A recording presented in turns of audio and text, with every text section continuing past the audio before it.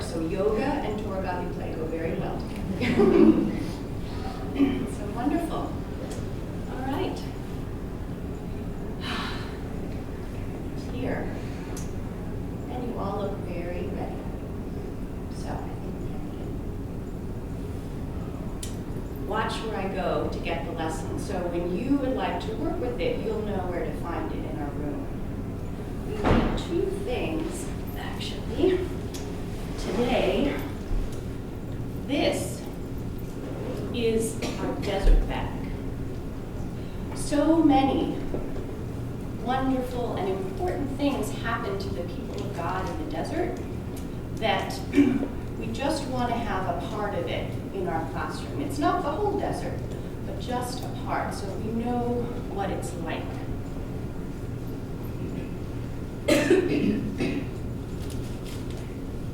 When I am joining in circles these days, I bring a little bit of my desert experience before I start into this desert. My family, a few years ago, had the opportunity to live in India, and in December of that year, we went and we had our desert experience of riding camels and sleeping in the desert.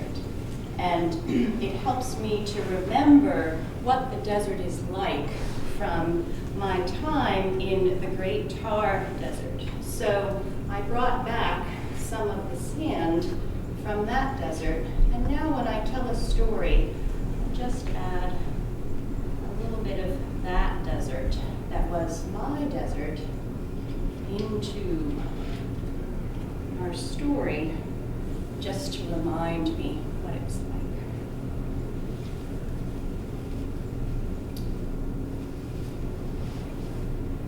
The desert is a dangerous place.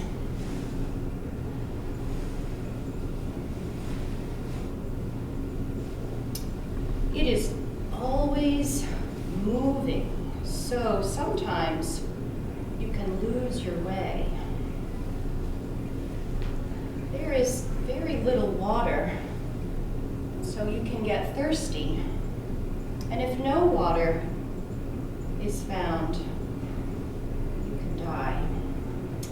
The desert is very hot during the day. The sun can burn your skin. And at night it is cold, so people wear many clothes to protect themselves from the sun and from the sand that can sting your skin when the wind blows. It is a dangerous place, and people don't go into the desert unless they really have to.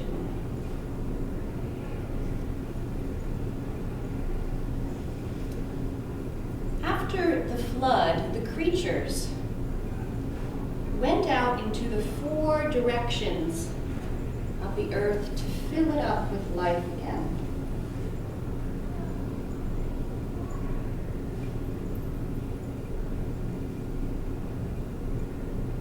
And many of them settled along the rivers. And they made little villages, and then bigger cities, and then great cities. And one of the most ancient and greatest of these cities was called Ur. Now the people in Ur thought that the world was alive with gods. They felt there was a god for every flower and every rock and every tree. There was a god of the sky and the clouds and the land and the water. The world was filled with gods. But there was one family who thought that maybe our God was everywhere.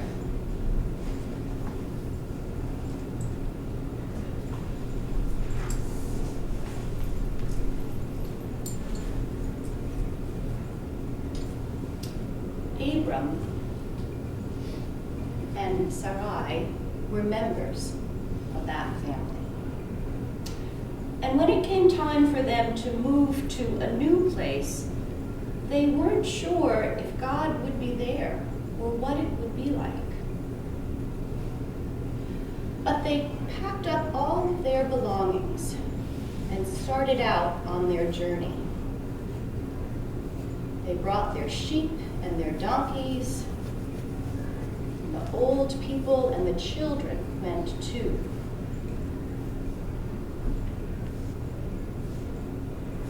During the day, they traveled by the great Euphrates River. It gave them water to drink and showed them the way and water for their many animals. At night, they slept in tents.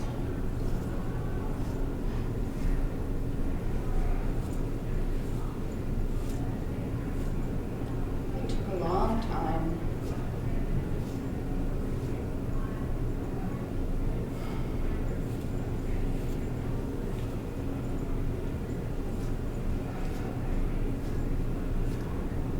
Finally, they saw some people coming out from Haran, and they knew they were almost there.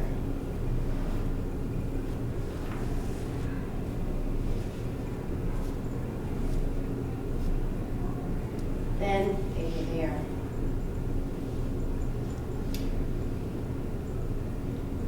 At night, Abram would go out and look out across the desert and up into the sky. And God came so close to Abram, and Abram came so close to God, that he knew what God was calling him to do. God wanted Abram and Sarai and the family to travel to a new place. And so that is what they did. Once again, they packed up their belongings, and they set off across the desert towards Canaan. Abram's brother's son Lot went with them as well. But this time there was no river to show the way or to give them water.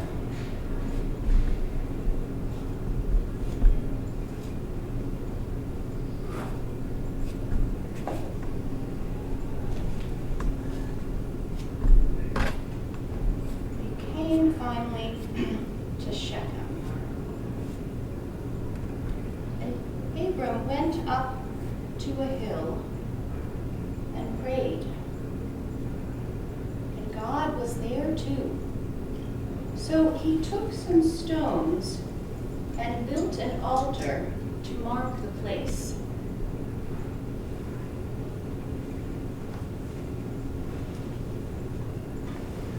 And then they traveled on.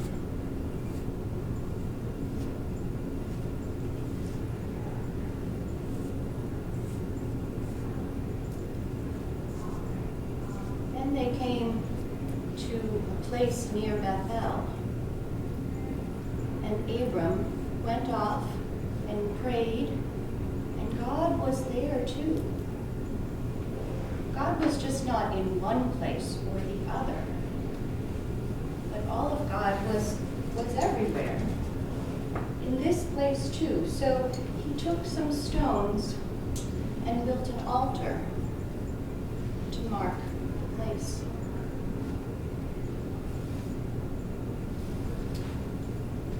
And they journeyed on.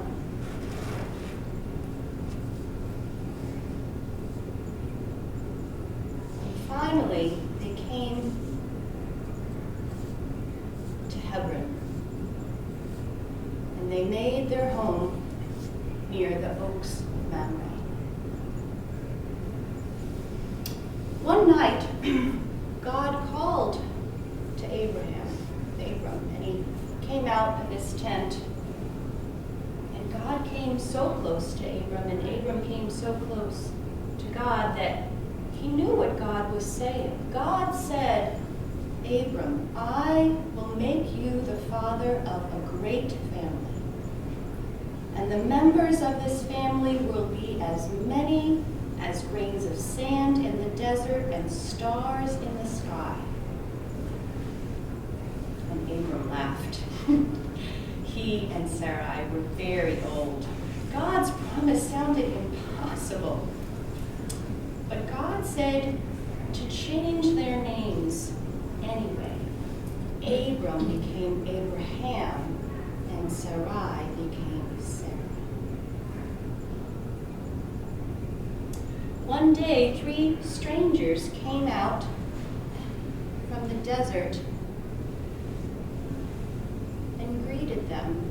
Abram was sitting by the tent and invited them in. And Sarah, she mixed bread, took 3 measures of flour, which was a lot, and offered them bread and meat and milk, which was the custom, and water. And the 3 strangers said to Abraham that he was going to have a son. And once again, Abraham laughed. And Sarah, she was listening in outside the tent and heard the 3 strangers, and she laughed. She was very old. And then the strangers left. But you know what happened? Sarah and Abraham had a son. And they laughed and laughed, and so they named the son Isaac, which in their language means laughter. And Isaac became a boy, and he grew up and became a man. And then Sarah died. She was full of many years, and they buried her in a cave near the oaks. Oh, and Abraham, he was so sad. He loved Sarah very much. But there was one thing he needed to do. So he needed to find a wife for Isaac. So he sent his most trusted helper back across the desert, past Bethel and Shechem, towards Haran. And one evening, the helper came to a well, and Rebekah was there. And Rebekah offered water for the helper and his animals. She was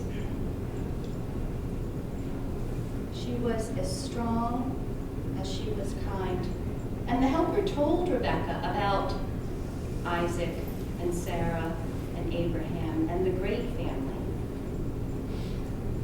And Rebekah decided she wanted to become a part of that great family. And so she traveled back across the desert.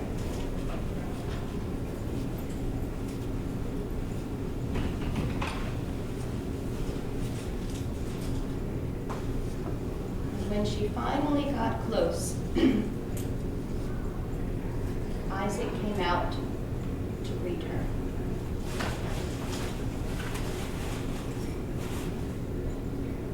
And then Isaac and Rebekah were married.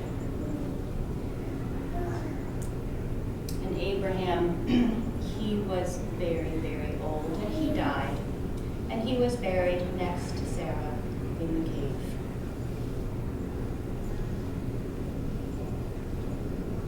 And then Isaac and Rebekah had children. And then their children had children. And their children had children. And then your grandfather and grandmother had children. And your mother and father had children. And now we are all part of the great family, with as many members as there are stars in the sky and grains of sand in the desert.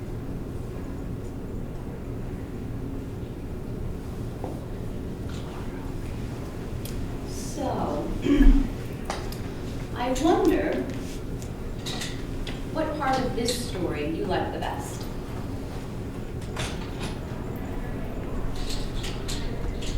I like that he used few items, and they're not, we use the yarn to identify the weavers. And the CDs were only 2. So it's really simple, but then you delivered everything that was in the story. I liked the noise that Abraham and Sarah made when they walked through the desert. It was a long journey. And hearing the sand under their feet. I loved all of it, but I especially loved at the end when you connected my presence to that story that started so many years ago. That we are all part of this.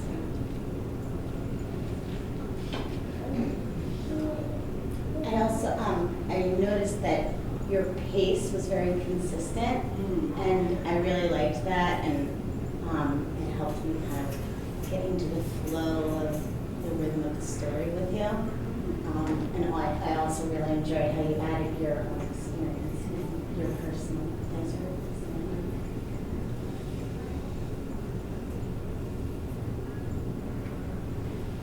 I wonder what part of the story is the most important part.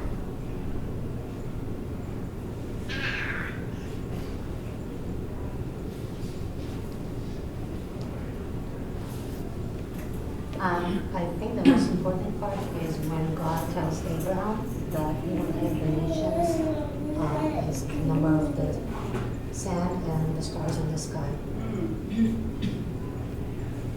I liked that God was so close to Abraham, and Abraham was so close to God that he could hear him. It brings to me that what you can hear things without listening. It's important to recognize that. What that must have been like to be so close.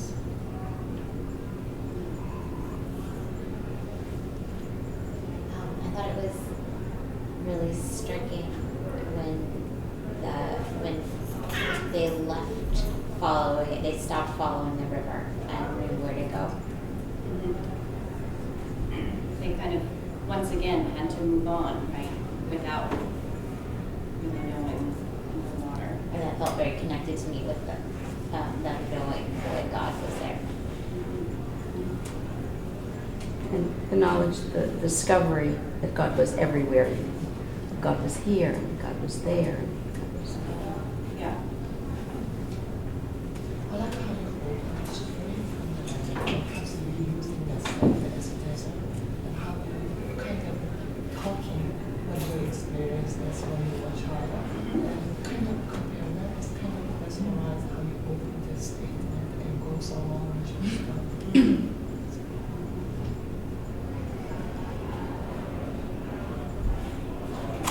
I wonder what part of the story is about you, or where you are in the story. In a way, we're in the whole story because of the way you connected us, our generation, to the past generation.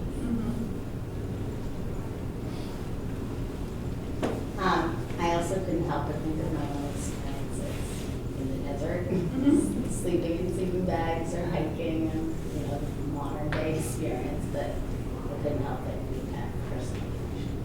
When you were talking about the hard life and the heat and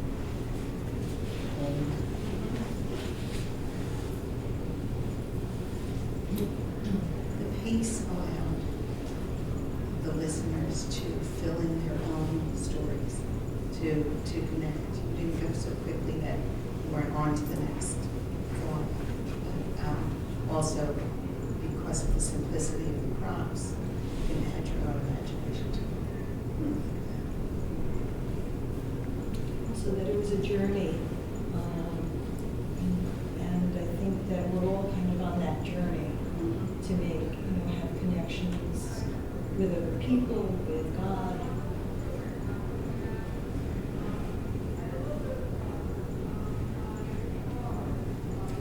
The first place where they leave, sorry, it's kind of, I can connect myself emotionally because I'm from Boston. So, sorry, I don't know why it makes me cry, because I'm okay with it.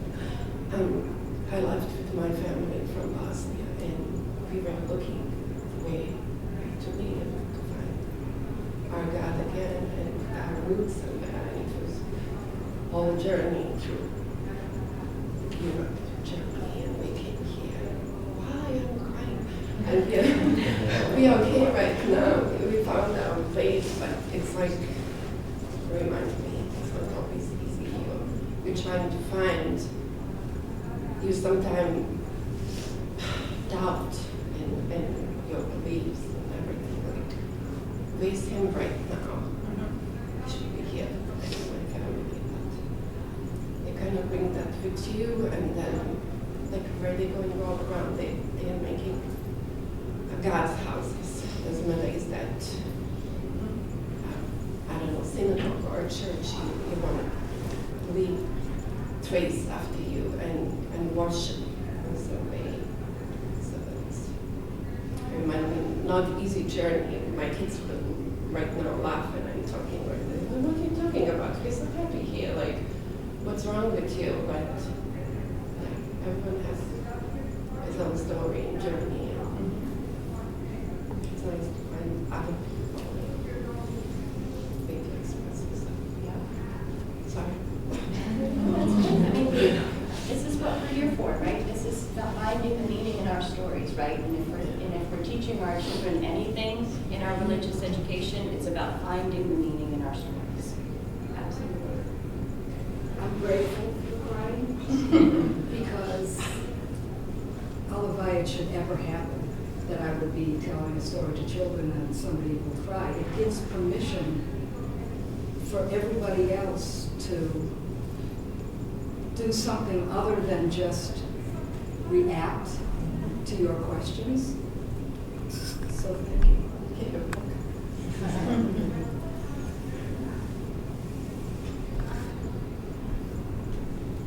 I wonder, I feel that it's kind of about me because of the trust that my decisions of making a journey of my life are not, but also having faith in something bigger than me that kind of just helps me feel that I'm hopefully making the right decisions. It's not just me, but something that leads me on the journey. and this is such a, foundational story, right? Is that aspect of Abraham having that faith to go, to go forward, and we wonder what he was really like. Why? How did he do it? I wonder what part of the story we could leave out and have all the story we need. I'm wondering whether leaving out the names, particularly of the places. I'm wondering whether children have already heard the story and whether the names of the places were pronounced differently, and that would be distracting for them. Well, it's probably because I pronounce them differently, but you guys would know how to pronounce them better, but maybe we don't need to name them as part of the story. I don't know. What do you think? Well, I was going to say, when you opened the bag, I was like, oh, it's like a toast roll coming to life. Like, it's almost the right width. And then as you named the places, I was like, I can't tell you how many times I've like skimmed the words at like Shem and Mamre and Haran, and like there they were. Like, that was. Because it did actually happen in a real place, right? Right. There were places Right. it did, And they stopped. Like, so I. So that was helpful for Was you. really So you helpful. think we should keep them in? Yeah, I definitely think you should keep the names because I'm Israeli and I've been to Kevel, which is the burial place for so I think it's like it starts in Ur and then it goes to different places and then they arrive at Canaan, which is Israel today. So I think places are very important for the story. in the beginning when you were talking about how scary the conditions in the desert could be, I wasn't sure if you were modeling how you might actually freeze that to a group of young children, but then when you said, oh, you could even die, that kind of got me a little nervous, and I don't know that, I mean, depending on what age group you're working with, I don't know necessarily that I would take it that far. I don't want to get them scared necessarily, unnecessarily, I guess, but I don't know, so it was obviously okay for us, but that was part of how you would presented it to them. Yeah, and you could make it your own, depending upon the age that you're there. And I think I said that about dying, I'm not sure. In these stories, you basically introduce the desert whenever you tell these stories, and you can modify it, for, kind of the language, but the idea that very little grows, you run out of food, and you run out of water. I mean, those elements are so central to the stories of our tradition, and the reason why, they went to Egypt, because there was no water, people died, right? They had to leave. I mean, that's like so elemental. So I think, you want to make sure you're being aware of the age group that you are, but I think we also need to make sure that we're telling the full story about, so that they have that sense of reality if they're of an age to have that. We don't want to sugarcoat it, right? Life's hard. Yeah, it is. And it was very hard, And that's why a safe environment where kids can experience the fear of hearing the words, but still being safe to do them. Nowadays, kids like talk about killing and death. Right. Smoke is a choice since they're 2 years old. Right. So, Right. Yeah. The stories come with scripts. Yep, and we'll talk about that and how that all works, kind of as we talk about the different parts of the experience. But I think for what we will do now is I will start to put our story away, and we can get ready to do our time of our work time or our play time. That is an opportunity for you to maybe think about this story in a new way, and it can be something that you're working with it with your hands. We have wonderful art supplies and craft supplies, so maybe there's doing some kind of art about the story might be a way to help you work through it and think through it. You're also welcome to go to our shelves and look at about some of our other stories or some of our books. Maybe your way of working or playing with the story is to write a little bit about what you were experiencing. We have some beads, so sometimes our hands just seem to be busy doing some bead work. There are some watercolors, a whole bunch of things. If you'd like to, you can also work with the desert. Probably a few of, 2 or 3 can work with the desert if that's what you would like to choose, for your work time. So we'll spread out all across the room. We'll just have to kind of try to find and make a little spot for ourselves to do your work. So we'll go around the room, and then I'll ask you each what you'd like to do for your work time, and find a little something, make a spot for yourself. And remember, this is a time for you to experience the whole of it, not so much conversation about what's happening. Remember, we'll have time to do that afterwards. But this is a time for you to be creative, to rest, to think, whatever you'd like to do. I just like one comment. When I was watching you with the sand, and then you said this is the foundation, and I kept thinking about it, the sand being the foundation. I mean, if you're going to build a foundation of something, I mean, it's almost like it starts with that material, that physical material. And every time I look at it now, I keep thinking of that word foundation. And it truly is the foundation. It all started there. Yep.